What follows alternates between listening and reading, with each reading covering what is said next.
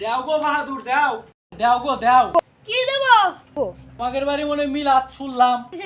সকালে মাদ্রাসা পোলা বানাইছিল তাই খাওয়া দিছি। মিলাদ শেষ হয়েছে 2 ঘন্টা আগেই।